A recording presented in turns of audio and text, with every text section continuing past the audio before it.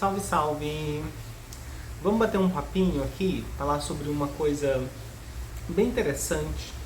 Esse é um tema que surge de vez em quando, algumas pessoas têm dúvida, vira e mexe alguém pergunta sobre isso, que é o tema da interface, né?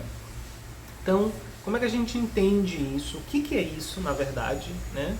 E o que isso tem a ver com o processo mediúnico? Tá, vamos começar com a definição que a gente encontra no dicionário para a palavra interface. Então, no dicionário a gente vai encontrar essa definição. Interface é o elemento que proporciona uma ligação física ou lógica entre dois sistemas ou partes de um sistema que não poderiam ser conectados diretamente. Essa é a primeira definição, tá? De interface. Um elemento que proporciona ligação física ou lógica entre dois sistemas. Ok. Se você não tem muita familiaridade com a linguagem tecnológica, digital, né? Um exemplo de interface muito simples é o teclado. Para você digitar, né, para as letrinhas aparecerem lá na tela, você não consegue fazer isso de maneira direta. Então, né, para conectar o usuário e sistema operacional, você tem ali um teclado para dar comandos, digitar, enfim. O teclado serve de interface, né? Ele é esse elemento ali, né, que proporciona essa ligação. Quando você usa uma rede social, por exemplo, a tela que você vê ali é uma interface de usuário. Você não está mexendo na linguagem de programação diretamente, né? Por exemplo, você clica ali compartilhar, você clica ali no botãozinho na tela, compartilhar. Aquilo é uma interface, porque na verdade aquele comando ele é uma coisa muito diferente do que... Não tem um botãozinho de verdade lá que está fazendo isso acontecer, né? Linguagem de programação. Só que como é que eu conecto uma pessoa que não sabe linguagem de programação com o comando que eu quero executar, né? Então a gente tem uma interface e ali a própria tela, o que aparece na sua tela, a carinha daquela rede social, daquele aplicativo, por exemplo, é uma interface, né? Na computação, a gente sabe que a base da linguagem de computação é um sistema binário, né? 01010101. Né? Mas quando a gente mexe no computador, aparece ali imagem, aparece figurinha, aparece, né, aplicativos, eu posso abrir na tela, eu posso mexer com o mouse. Aquele sistema operacional, por exemplo, o Windows é um sistema operacional, ele também é uma interface. Ele permite que o usuário, né, interaja, né, execute as tarefas naquela máquina de uma maneira muito mais simples, né? Então, só para você ter esse paralelo aí, né, sobre interface no mundo externo. Mas se a gente pensar assim, e eu sei que, né, gente, eu sou meio verborrágico, né, mas é porque é importante a gente começar trabalhando a partir das premissas. Para a gente entender o fenômeno de interface na mediunidade, a gente precisa começar encontrando essa referência aqui, no nosso mundinho pequeno. E aí depois a gente precisa ver como é que isso acontece no mundo maior. E aí você vai ver que o fenômeno da interface é uma coisa lógica e não intencional na maior parte das vezes. Então, se a gente entendeu esse conceito de interface aqui em tecnologia, e a gente começa a investigar e a fazer comparações, por analogia, em última instância, tudo que a gente está observando, então, são interfaces. Por quê? Tô vendo isso aqui, né? Tô vendo isso aqui. Mas se eu me questiono sobre o que é isso realmente, eu não sei. Eu não consigo interagir com o que esse objeto é de fato. Porque o que eu estou percebendo desse objeto, né, é uma interface do que quer que seja isso do seu próprio lado. É uma interface. Então a gente tem aí a gente pode determinar dois componentes, né, na criação de qualquer interface. A gente tem um componente mental, né, por exemplo, vamos tomar aqui o caso da visão, né? Objetos visuais. Aqui tem um objeto, eu estou vendo esse objeto. Então aqui tem um processo visual acontecendo. Nesse processo a gente tem dois aspectos dessa interface, né? A gente tem um aspecto que é mental, que é subjetivo, onde eu tenho aqui, por exemplo,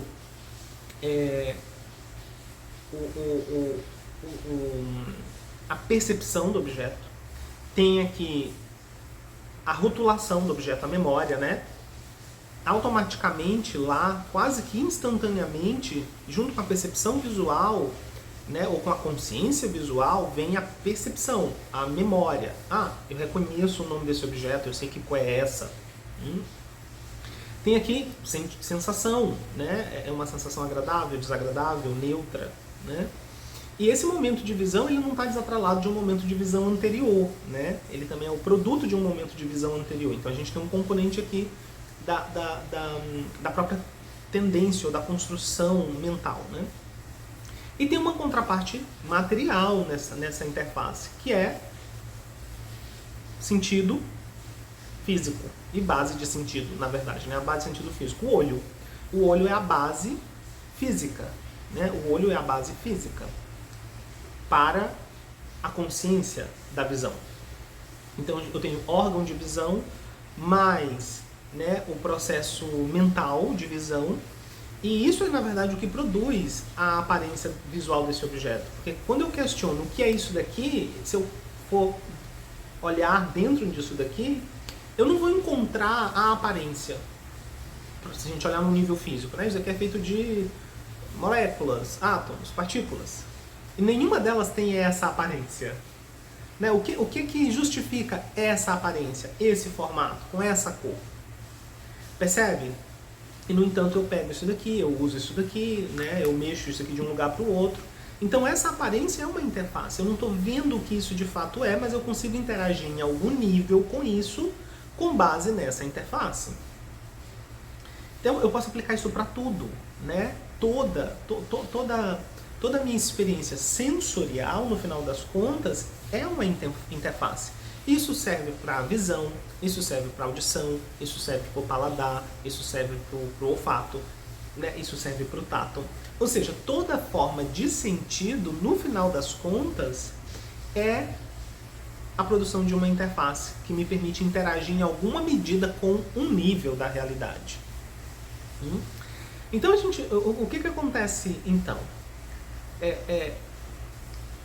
Para eu ver isso daqui de maneira clara, né? Para eu ver isso daqui de maneira clara, eu não tenho só uma questão externa, né? Não depende só de uma questão externa, de que esse objeto exista, para que eu possa vê-lo. Não, eu tenho uma questão que é do meu lado enquanto percebedor, né? Eu tenho uma questão do meu lado enquanto percebedor. Por quê? Dependendo da capacidade dessa base de visão, eu tenho uma visão melhor ou pior. Dependendo desse aspecto mental, né, da minha percepção, eu posso tirar conclusões que são mais próximas ou mais distantes da realidade desse objeto. Percebe? Olha como é complexo, né? E a gente... pode ser chato, eu sei, mas a gente precisa questionar isso porque senão não tem a ver com o processo espiritual, né? Não tem a ver com o processo espiritual. Para a gente alcançar uma percepção mais clara da realidade, a gente precisa questionar, então, se a maneira como eu estou percebendo a realidade já é uma representação correta da realidade. Então, se você aplicar esse raciocínio a qualquer experiência, você vai conseguir identificar isso, né? Que o objeto não existe lá fora. Não tem um objeto lá fora. Os fenômenos não estão lá fora em algum lugar e eles existem por sua própria conta. Eu sou um elemento, como percebedor, como sujeito, eu sou um elemento indispensável desse processo. Quem percebe também está criando a percepção. Também está criando a percepção daquele objeto. E tem esse aspecto, na minha parte como sujeito, tem esse aspecto mental e esse aspecto material. Ou seja, se eu falar da audição, ouvido, se eu falar da visão, olho e assim por diante. E essa base material, ela pode limitar essa percepção ou o funcionamento da consciência.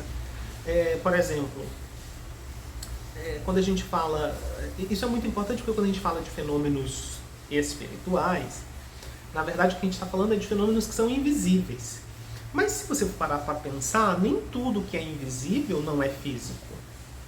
Só não ser visível não é um parâmetro seguro para você determinar se uma coisa é física ou não. Prova disso é bactérias. Bactérias são formas físicas, mas não são visíveis ao olho nu, nesse momento, esse olho, com essas condições.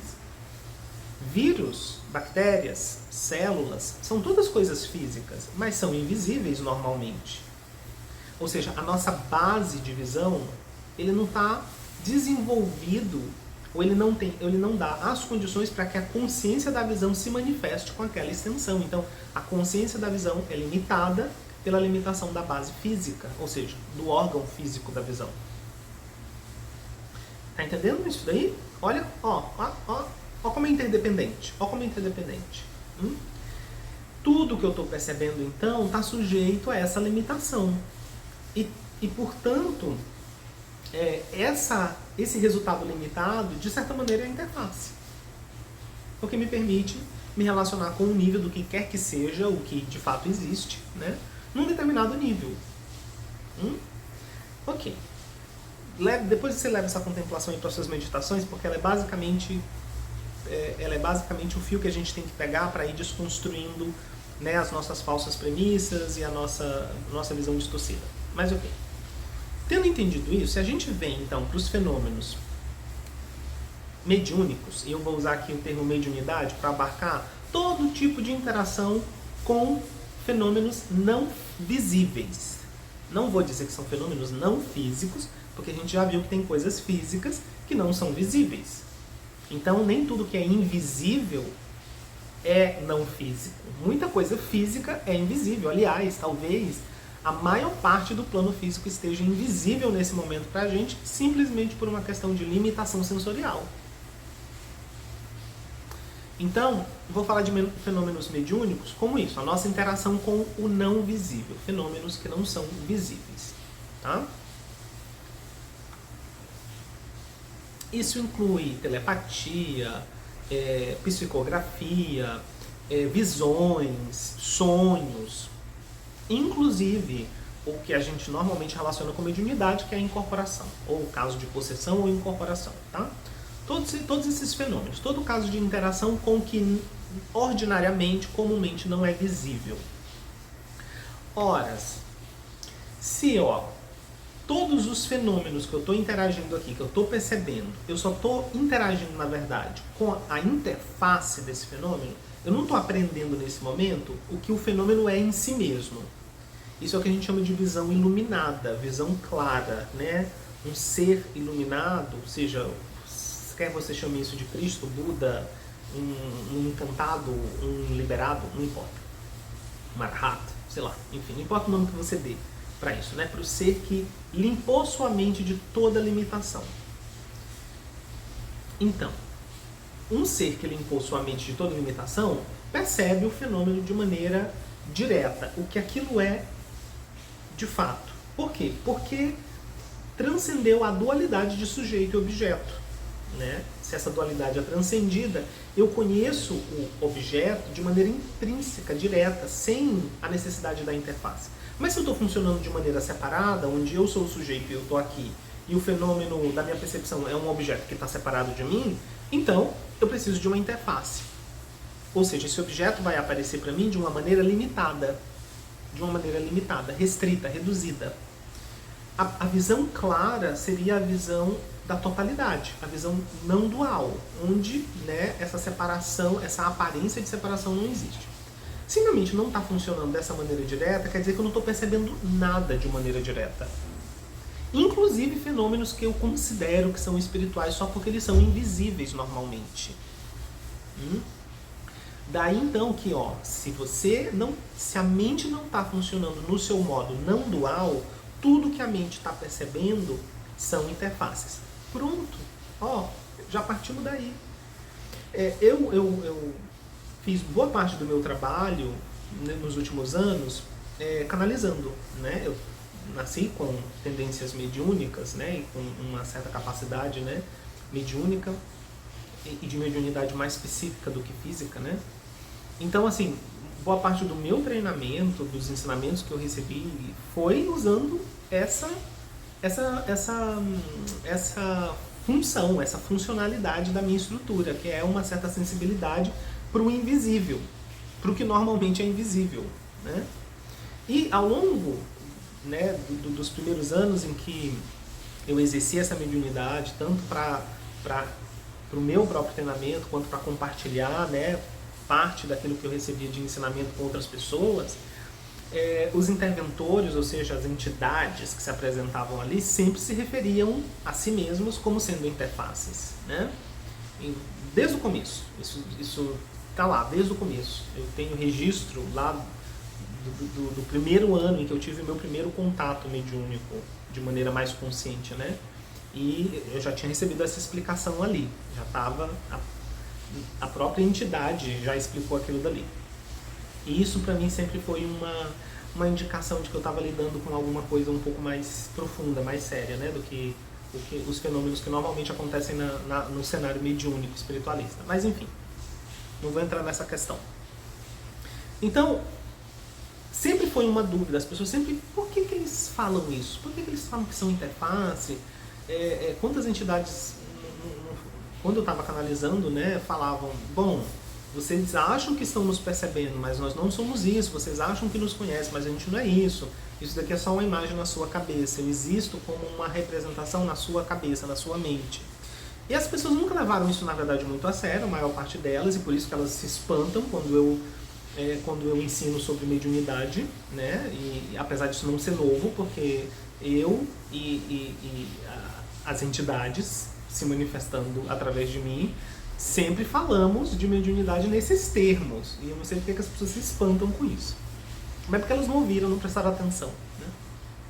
Era desafiador demais, né? Das verdades pessoais. Então, o que esse processo da interface, né, adiciona na experiência? Um véu. Vou falar então aqui de alguns tipos de interação mediúnica e mostrar como é que a interface acontece aí. Então, por exemplo, alguma classe de fenômenos mediúnicos acontece por conta da nossa interação com centros de força do aspecto invisível do plano físico, que a gente chama de elementais. Sejam esses elementais as formas mais simples desses elementais, que seriam os centros de força básicos do plano físico, né? Ou seja, os átomos de verdade, né? Não estou falando de átomos no sentido físico ordinário, mas os átomos espirituais do plano físico, sejam esses tipos de elemental mais incipiente, mais primitivo, sejam formas mais complexas de elementais, como os espíritos da natureza, né? Esses centros de força um pouco mais desenvolvidos, que estão interagindo, né? Funcionando ali como a força psíquica de plantas, minerais, animais, seja esse tipo de elemental. Sejam elementais mais desenvolvidos ainda, que funcionam como o que a gente chama de governantes, chefes, regentes, né? Que também às vezes são chamados de daimons e às vezes são até chamados de devas, né? Mas enfim, são espíritos da natureza mais desenvolvidos, né? Então, qualquer que seja essa classe de elementais, embora seja muito raro a interação com elementais dessa terceira ordem, normalmente nossa interação são com as duas primeiras ordens de elementais e normalmente é inconsciente. Mas quando é consciente ou semiconsciente, a gente chama isso de mediunidade. Então, o elemental em si mesmo, ele é um centro de força. Ele é um centro de força, unido ali a uma substância etérica ligada a um dos 4 elementos. Só que, da mesma maneira como quando eu olho para a tela do meu celular, eu não vejo ali um jogo de 010101, que é o código binário básico, ou a linguagem de programação daquele aplicativo, eu vejo uma imagenzinha com coisas que eu consigo entender e que eu consigo ler. Da mesma maneira, quando a gente interage com o reino elemental, aquele centro de força instantaneamente assume uma aparência que é reconhecível, compreensível para a nossa mente, que está funcionando com sentidos limitados.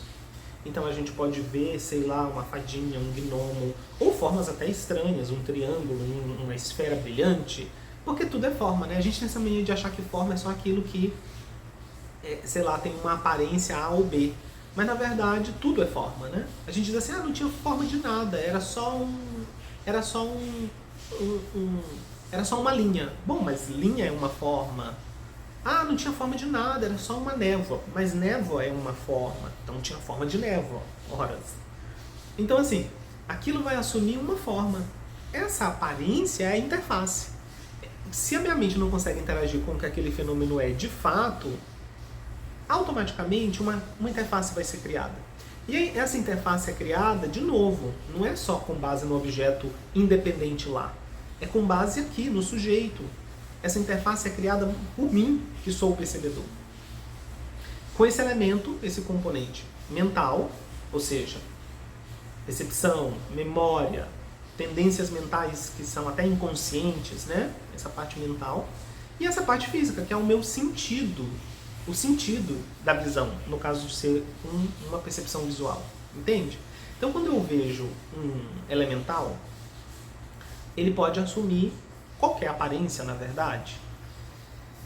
Então, o que acontece? Eu posso acreditar que essa aparência é a verdade do objeto, então eu estabeleço essa relação com base nessa premissa. Mas imagine que o elemental assuma a aparência, sei lá, de Jesus, desse Jesus clássico, eurocêntrico, né? Cabelos claros, olhos azuis, pele branca, cabelos longos, né? Aquela imagenzinha. Facilmente eu posso acreditar que aquilo é Jesus. Essa é a diferença entre um médium e um iniciado, né? O iniciado tem, normalmente, em alguma medida, essa sensibilidade para o que é invisível, o que é comumente para nós invisível. Mas ele entende em alguma medida, ele foi iniciado no conhecimento em alguma medida de todo esse processo. E o médium não iniciado, ele só acredita em tudo que ele está vendo, como a gente já está acreditando em tudo que a gente está vendo. Inclusive na interface mais forte de todas, que se chama eu pessoal. Essa personalidade, a aparência desse corpo, as ideias, preferências, gostos, histórias, idiosincrasias, memórias. Tudo isso que compõe essa interface, que chama eu pessoal, torna isso aqui a interface mais poderosa. Se eu estou identificado com essa interface, acreditando que essa interface é o que eu sou de verdade, porque eu não consigo experimentar ou perceber o que eu sou de verdade, não imagina, eu vou estar sujeito a acreditar em todas as outras interfaces como se elas fossem a coisa de verdade. Entendeu? Então, o problema não é a interface em si. Porque se a gente tem limitação, a gente precisa de interface. O problema é que a gente já está muito habituado a acreditar que a interface é a realidade absoluta sobre a coisa, e a gente não entende que, na verdade, a produção da interface é uma coisa que depende muito mais do sujeito do que do objeto em si, porque a interface é algo que eu, na verdade, estou projetando sobre o objeto percebido para poder interagir. Então a gente acredita que a verdade está lá fora. Então, se a gente vê uma coisa, ouve uma coisa, a gente tende a tomar aquilo como sendo algo que é. Então, nessa classe de interações com elementais, por exemplo, né? Tá aí a interface. A interface é o quê? É a aparência. A gente tem uma outra classe de interações que responde pela grande maioria das experiências mediúnicas, né? Junto com os elementais. A segunda classe que responde pela maior parte de experiências mediúnicas são os elementares, que são o quê? O resquício elemental deixado por um ser humano depois que ele morre, ou seja, o cadáver astral de um ser humano após, né, ele, a mente de verdade ali, né, do jeito que ela solta a interface física, ela vai soltar uma interface que é um pouco menos física. E esse espectro, digamos assim, né, que é o cascão astral, é o que a gente chama de elementar. É elementar porque é a substância elemental que compunha aquela interface humana, né? A diferença de um elementar para um elemental é porque um elemental é um centro de força de um único elemento, e um ser humano tem todos os elementos. Então, a estrutura, né, da interface humana contém mais de um elemento, né? Contém os 4 elementos mais o 5º. Então temos aí um elementar, que é basicamente um cascão astral mesmo, um espectro, né? Claro, esse espectro ele pode ter mais ou menos força, dependendo de qual foi a intensidade de identificação daquele percebedor com sua interface humana, né? Quanto mais identificado, mais energia ele colocou ali. Então, mais vitalizado fica aquele elementar. Então, existem elementares mais fracos e mais fortes, mais sutis e mais densos. Sutil e denso aqui no sentido de que ele está mais ou menos carregado de vitalidade, né? Aquele espectro ele pode ser mais opaco, ele pode ser mais transparente. Ele pode se dissolver mais facilmente ou demorar muito mais tempo para a natureza decompor aquilo. E isso responde por uma grande parte das nossas interações mediúnicas, elementais junto com elementares. A gente também não está vendo o elementar do jeito que ele é. E aqui tá vendo, ó, a gente tem um exemplo bem parecido com o do computador. Porque o computador é uma coisa física, o programa de computador é uma coisa física, né? Pode não ser sólido, mas é físico. E a gente também não consegue ver do jeito que é, fisicamente, nem assim. Ó, a interface da interface. Quando a gente interage, por exemplo, com um espectro, né, um elementar, normalmente a gente não consegue ver com clareza a forma que aquilo tem naquele plano. Porque a gente está funcionando com base numa limitação do nosso lado, né, dos nossos sentidos. A gente também não consegue perceber o astral de maneira livre, direta, porque a nossa percepção astral também é limitada, mesmo quando você é um vidente, mesmo quando você é médium. Sua visão astral também está limitada. Porque você não tem sabedoria de verdade. A mente não está funcionando de maneira não dual. E dependendo do nível de dualidade que a mente está funcionando, ou seja, quão ignorante essa mente está, esse percebedor está, essa visão astral pode estar muito comprometida com as projeções ou menos comprometida com as projeções. Então a gente não consegue ver o fenômeno astral nem no nível objetivo em que ele é, que dirá no nível último. Então a gente, como está interagindo com uma coisa que é normalmente invisível, a mente vai projetar ali uma interface. E então o elementar aparece, sei lá, com a aparência daquele corpo em vida. Ou até com a aparência de qualquer um outro indivíduo cuja memória, cuja imagem esteja no seu cérebro, no cérebro de uma outra pessoa que está ali no ambiente. Percebe? E de novo, isso é uma interface. Normalmente a gente não está interagindo com os elementares sem uma interface. Percebe? Então se você acredita só na aparência, você acha que você é aquilo dali mesmo, então, sabe? É verdade daquele jeito. Outra classe de interações são o que a gente chama adeptos. Os adeptos podem ser adeptos das sombras, adeptos da luz. Eu sei que essa divisão ela soa bem infantil, mas é que a gente não tem, né, outros termos melhores para se aplicar. Mas o que é um adepto da sombra? É um feiticeiro terrestre, um mago terrestre, ou seja, uma pessoa que tem algum conhecimento e algum domínio do aspecto material da natureza, mas usa isso de maneira egoísta. Ou seja, a mente está muito ignorante, tem até um conhecimento de uma coisa que é invisível, mas que é terrestre, não é nada elevado, é sobre os planos terrestres da natureza. Então o aspecto do sujeito ali continua muito comprometido, por isso a gente fala irmão das sombras, porque ele está vendo a coisa ainda, né, de maneira muito distorcida. E ele está usando um conhecimento oculto com base numa visão muito distorcida. Por isso ele é um irmão das sombras, os resultados sempre vão ser desastrosos, né? Não importa qual seja o discurso dele, não importa naquilo em que ele supostamente acredita, ele pode achar que está fazendo isso para o bem da humanidade, inclusive. Muitos círculos de irmãos das sombras fazem isso achando que estão salvando a humanidade. Estão sacrificando algo agora para um bem futuro.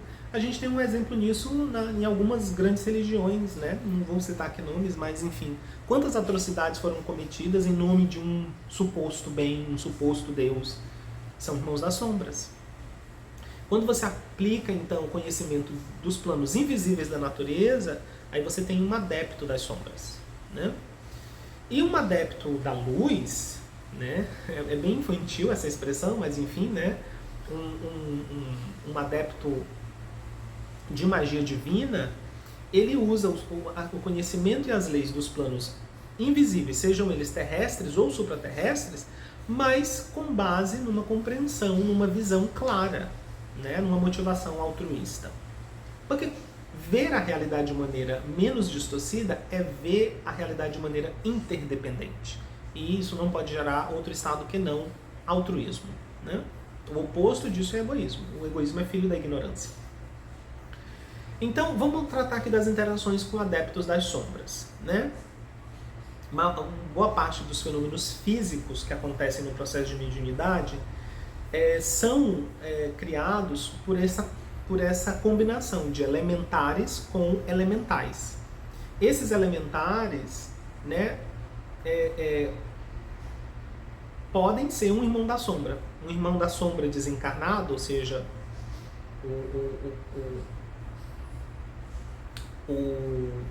o corpo astral, né, de um adepto da sombra cujo corpo físico morreu, é um elementar também, né? Mas o irmão da sombra ele pode estar encarnado ainda. E aí, tá vendo? Ó, é físico. A fonte da sua interação é um ser que está num corpo físico. Mas ele se apresenta com uma interface. Obviamente, ele não vai chegar dizendo, eu sou o irmão da sombra. Ele pode nem saber que ele é o irmão da sombra. Ele talvez nem acredite que existam irmãos da sombra. Não é isso, né? Não é um clubinho que você tem um crachazinho, agora você vai fazer isso assim, você é o irmão da sombra, né? Não. É uma pessoa, um indivíduo que tem algum conhecimento das leis, dos planos invisíveis da natureza, mas que usa isso de maneira egoísta, ou seja, de maneira ignorante. Isso é irmão da sombra. Isso meio que coloca todos nós em algum nível, né, como irmão da sombra. Um dos mestres, inclusive, fala isso. A priori, todos nós temos uma tendência para a magia negra muito forte. Todos nós somos meio que dugpas em potencial. Porque estamos ignorantes. Toda vez que a gente tenta usar, né, um conhecimento invisível sem checar primeiro nossa motivação, sem corrigir nossa motivação, naquele momento fomos irmãos das sombras também, né, adeptos da sombra. Então, o adepto da sombra pode estar encarnado e ele está interagindo nesse ambiente por qualquer razão, né, por qualquer que seja a intenção que ele tenha, né? De repente ele está querendo propagar uma determinada visão, ele esteja querendo propagar um determinado viés político, um viés religioso, um viés moral. E ele está fazendo isso em vários lugares, né? Ele está jogando sementinhas de formas de pensamento, né? De visão de mundo, para produzir certos efeitos que ele quer produzir na sociedade, controlar o destino de uma nação, de um grupo em particular, sei lá. Pode ser qualquer motivação. Olhe para o marketing, né? O que a gente faz com o marketing. Tá vendo? A gente trouxe... À medida que os planos invisíveis vão ficando visíveis, a gente vai usando eles de maneira egoísta também. Mas só que o irmão da sombra não vai chegar com a cara que ele tem lá do corpo físico dele. Não. Ele vai se apresentar como um ser de luz, ele vai se apresentar como uma pessoa, né, iluminado, ou se for um irmão da sombra desencarnado, né, ou seja, um elementar, aí é pior ainda, porque aí esse ser, ele já realmente está muito, muito corrompido, né? Ele é uma força destrutiva da natureza realmente, é uma força cega. Aí nós temos uma malignidade intencional mesmo, né? O irmão da sombra encarnado, a maldade dele, ou seja, a ignorância dele, pode até não ser intencional para ele. Ele pode ter a ideia de que ele está fazendo aquilo dali por um grande propósito, mas na verdade o objetivo lá no fundo é muito, muito egoísta. Mas quando ele desencarna, e se ele desencarna nessa condição, né, de profundo autocentramento, ele é uma força destrutiva da natureza mesmo, uma força cega. Então tem malignidade realmente ali. Mas mesmo assim, um elementar, né, de um irmão da sombra não vai se apresentar com uma aparência que tem realmente, né, o resultado da deformidade daquele corpo astral. Vai se apresentar de acordo com as suas idiosincrasias, né? E se você não está atento além da aparência, você cai, você vai, né? Você vai. Se você tem um nível elevado vibratório, vai ter uma repulsão por conta de uma incompatibilidade energética. Aí você já vai ver que tem alguma coisa errada, né? Mas se você não tem um nível vibratório elevado, ou seja, seu nível de virtude, não é muito elevado, e normalmente não é na nossa humanidade, é tudo muito heterogêneo. Então até a gente pode até ter uma sensação, mas a gente já vai atrás da aparência, percebe? E quando as raras, os adeptos da fraternidade, ou seja, os adeptos da luz, né? Ou seja, esses seres que têm conhecimento de plano invisível, mas têm visão, eles têm sabedoria, não tem só o poder, eles também têm a sabedoria, eles também fizeram um trabalho interno de purificação, de desenvolvimento de uma visão clara, de transcendência, né? De purificação interna. Então esses adeptos da luz que compõem essa fraternidade, né? Essa fraternidade planetária, ou seja, essa intenção iluminada planetária, normalmente eles não interagem diretamente com a humanidade de superfície, né? Nessa nossa época, né? Existem leis muito severas, muito estritas nessas escolas internas que regulam essa interação com a humanidade de superfície. Exatamente por quê? Porque esses seres, como eles trabalham a partir de uma perspectiva de sabedoria, eles trabalham a partir de uma perspectiva de respeito extremamente refinado à lei de harmonia, à lei de causa e efeito, né? Então a restrição, ela não é porque eles querem ficar separados e não querem se misturar. É porque há um respeito à lei de harmonia. A condição que a humanidade se encontra é uma condição que nós criamos. É o resultado de causas que foram criadas. Tentar mexer com isso de maneira arbitrária e irresponsável pode ser ainda mais desastroso.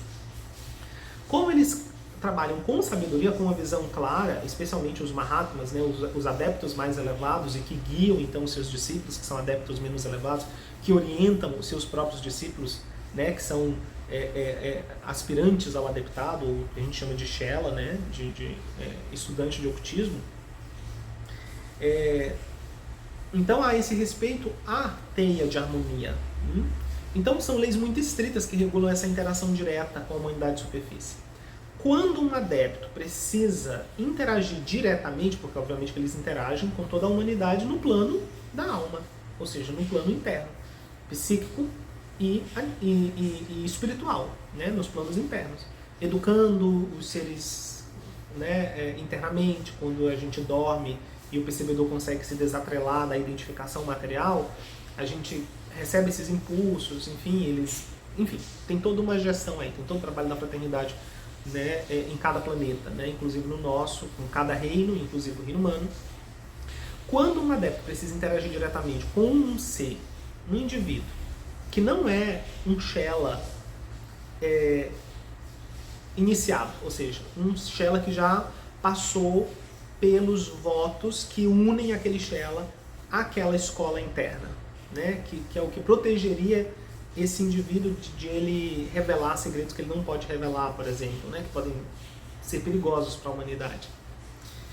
Quando ele precisa interagir, então, com um Shela leigo, que a gente chama, né, ou seja, um aluno, um discípulo que está fora do retiro, está fora do templo, entre aspas, né, está vivendo no mundo, na sociedade. Normalmente, esse adepto não interage de maneira direta. Ele também usa uma interface. Ele não usa o nome dele, nem o nome de nascimento, se é que ele ainda tem um, nem o nome de iniciado dele. Ele vai usar um nome de plume, né, um pseudônimo. Ele vai usar uma aparência também que seja adequada para aquela interação, né? E o Shela leigo, ou seja, o médium ali, que por razão das necessidades do trabalho planetário, do karma, da ligação daqueles indivíduos, recebe a oportunidade de ter essa interação com o adepto através dessa interface, cabe a ele identificar ou não se aquilo é uma interface. Como é que é ele que está ajudando a produzir aquela interface. Então, deixar em suspenso toda a identificação que ele cria com a aparência e tentar se abrir para o que está além da aparência. Ele pode, num primeiro momento, entrar em contato com um adepto de verdade, através da interface que o adepto está usando, mas se ele ficar muito agarrado na interface, qualquer outra inteligência, seja elemental, seja um daimon terrestre, seja um Dugpa, né, um feiticeiro, pode usar aquela interface para se comunicar. E ele, se ele estiver muito identificado com a interface, ele nunca vai ver a diferença. Ele não vai saber o momento em que aquela roupa deixou de ser usada por aquela inteligência e passou a ser usada por uma inteligência inferior, porque ele só está agarrado na interface. Isso é muito comum. Isso é muito comum. Percebe? Uma outra fonte de interação mediúnica, menos rara que a interação com adeptos, né, da luz, obviamente, mas mais rara do que a interação com elementares e elementais, é o contato com o eu superior. Ou seja, a sua própria essência, a sua própria natureza. Que, como a gente não consegue também interagir normalmente de maneira direta com isso se apresenta através de uma interface. A gente cria subconscientemente uma interface para isso. Imagina que é um anjo, imagina que é um Deus, imagina que é um mestre, imagina que é isso, que é aquilo outro.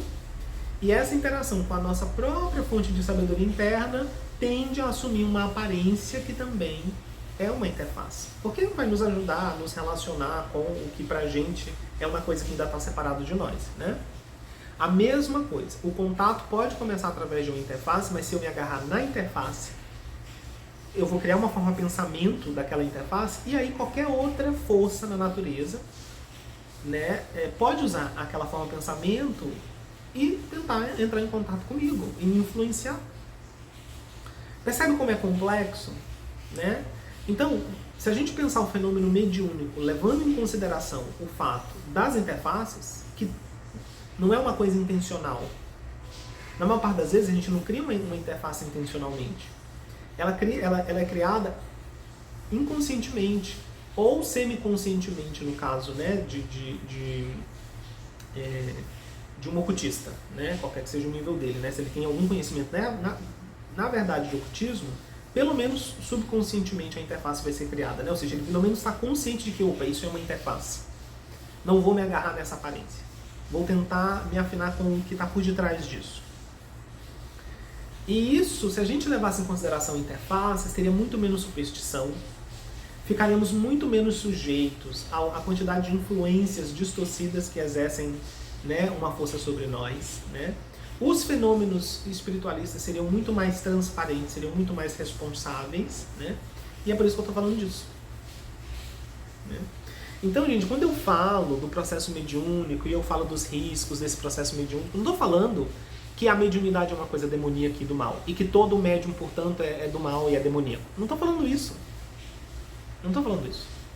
O processo mediúnico, psíquico, ele é uma coisa natural. Ou seja, se comunicar é uma coisa natural. Né? O problema é porque normalmente é invisível, a nossa ignorância projeta sobre o invisível sempre um ar de espiritualidade, de elevação. E olha, bactérias são invisíveis e algumas delas produzem doenças terríveis. Se eu ficar aberto para tudo que é invisível, porque o que é invisível é espiritual e o que é espiritual é bom, olha o risco que isso traz. Então, assim, é por essa condição de ingenuidade, de ignorância, que nos deixa muito vulneráveis. E porque o nosso nível de virtude não é muito elevado. Se a gente fosse bem sincero assim, né? Ah, mas então todo médium é ruim. Não, não é que todo médium seja ruim, mas assim... Dos médios que existem no mundo, quantos deles realmente estão trabalhando sua elevação seriamente? Sua elevação moral, seu cultivo de virtude, seu cultivo de sabedoria, seu cultivo de concentração. Quantos deles realmente estão se treinando internamente? Quantos deles estão apenas se fiando no fenômeno mediúnico? Como se simplesmente incorporar, ver alguma coisa, falar alguma coisa, dar um passe, fosse o cultivo espiritual, fosse o trabalho. Percebe? É como você achar que porque você sobe num palco, você interpreta o mesmo papel todas as noites, sei lá, você interpreta o papel de um cientista, você eventualmente na vida real vai se tornar um cientista com o conhecimento de um cientista. Você pode interpretar o papel de um cientista e continuar completamente ignorante sobre ciência. Entende? Esse é o problema. Então, falando na minha experiência mediúnica, é uma coisa que eu, obviamente, porque eu não vou defender minha experiência mediúnica e dizer, não, olha, mas aí as minhas experiências mediúnicas não, tá? Todas elas foram apenas de adeptos da luz, ou todas elas foram só do meu eu superior. Eu não vou falar isso, porque é desonesto, né? É desonesto. Eu não preciso vender peixe. Eu não estou fazendo isso daqui para atrair seguidor, para ter aluno, para ser visto como uma pessoa espiritualizada e boa. Eu estou fazendo isso daqui porque é o meu trabalho. Porque não é o meu emprego, né? Porque é o meu trabalho mesmo. É o senso de responsabilidade que eu sinto nessa encarnação. Eu decidi usar essa encarnação para me cultivar espiritualmente e tentar ajudar as pessoas a avançar no seu processo espiritual. Isso é uma coisa que eu tenho desde uma certa idade, lá, criança. Então aqui, não preciso defender minha experiência mediúnica. Eu coloquei aqui. Aí você que teve contato com o meu trabalho mediúnico, e ele continua acontecendo, né? Não é porque eu não coloco a interface, né? Não apresento a interface, que o contato não esteja acontecendo. Mas isso daí é a minha experiência. E uma coisa que eu aprendi com os anos é que quanto menos você fala sobre isso, melhor. Quanto menos você expõe, melhor. Porque as pessoas se agarram na interface e aí daqui a pouco elas ficam criando a imagem de uma entidade separada de você, que é o verdadeiro sábio, o verdadeiro mestre, e você é apenas a ferramenta que serve para aquilo. E não é isso. Não é isso, né? Não é isso que está acontecendo no processo, né? Então, assim, se as minhas experiências mediúnicas foram de elementais, de elementares, do meu eu superior, de adeptos, sejam eles da luz, sejam eles da sombra, cada um deve usar o seu discernimento e fazer esse questionamento dentro de si. Esse ensinamento aqui, será que ele é ressoante comigo? Será que porque é a sua responsabilidade, é o seu caminho, não é o meu. O meu eu estou fazendo. O meu eu estou fazendo. Eu, quando recebo um ensinamento de onde quer que venha, pode ser o ser mais luminoso que esteja se apresentando, Arcanjo Miguel. Ah, é Arcanjo Miguel? Tá, beleza, qual é a tua mensagem? Isso foi uma coisa que eu aprendi com esses seres. Lá nas primeiras interações, a primeira coisa que eles me avisaram foi isso, ó. O que quer que você esteja vendo não é a realidade. Isso não é o que nós somos. Não importa como a gente se apresente, nunca se agarre nisso. Isso foi uma coisa que eu aprendi. A tentar sempre aprender a essência. Isso não quer dizer que eu consiga fazer isso 100%, que eu, desde a primeira lição, não, caí muitas vezes e me apeguei a interfaces muitas vezes, né? Mas porque eu cultivava pelo meu próprio karma, ou seja, pelas causas que eu criei, né? Eventualmente eu acordava, eventualmente eu estou indo num caminho que não é adequado. Pera lá, deixa eu modificar essa visão aqui, né? E com isso deixei que o meu trabalho fosse muito mais livre. Por isso, ao longo desses anos, meu trabalho nunca se engessou em uma entidade, em um discurso, em uma abordagem. E as pessoas acham que é porque eu sou uma pessoa inconstante, porque eu tô tentando me reinventar. Lá vem ele tentando se reinventar. E não é por isso, é simplesmente porque toda a expressão externa do meu trabalho é apenas uma ferramenta. Eu sempre ofereço apenas como uma ferramenta. E que ela possa ser mudada do jeito que ela tem que ser mudada. Porque eu não tenho compromisso com doutrinas, eu não tenho compromisso com dogmas, eu tenho compromisso com a verdade. Uma verdade que eu nem percebi ainda claramente. Então, se eu pegar qualquer aparência e agarrar como sendo a verdade, eu sei que isso vai ser um obstáculo para que eu continue avançando rumo à verdade, que é a não dualidade. Aquela percepção direta e não dual da realidade. Eu sei, isso é a verdade última. Então eu não vou aceitar qualquer aparência como sendo essa verdade última, mas não vou rejeitar. É útil, me ajuda a dar um passo na direção do cultivo dessa visão não dual? Beleza. Então eu sempre pude deixar meu trabalho, eu não quero criar igreja, eu não quero criar instituição, não quero criar... Não é essa abordagem que eu tenho. Né? A espiritualidade para mim ela não é uma ponte para eu alcançar alguma coisa na minha vida. Não. E por isso esse trabalho ele sempre foi muito aberto. Eu sempre deixo quais são as orientações. Quem está vendo, quem eu confio que eu acho que está vendo melhor do que eu sempre estou aberto para ouvir as sugestões. Então quando um dos meus professores sugere, olha, talvez seria melhor agora dar enfoque nisso aqui. Eu sacrifico, sem pensar duas vezes. Como sacrifiquei muitas vezes, né? A aparência desse trabalho, sem pensar duas vezes. Porque o meu compromisso é com o melhor resultado. O melhor resultado, o melhor serviço que eu posso oferecer para o todo. Não para as pessoas, não para o que elas gostam, para que elas fiquem felizes, para que elas se sintam confortáveis aqui e que elas continuem aqui, que elas nunca me abandonem. Não é por isso. E por isso que esse trabalho é assim. Ele é mutante, ele é camaleônico, né? Porque ele se baseia nessas premissas, né? Então, a minha experiência mediúnica, eu nem gosto mais de falar muito disso, porque eu já falei tanto disso, né?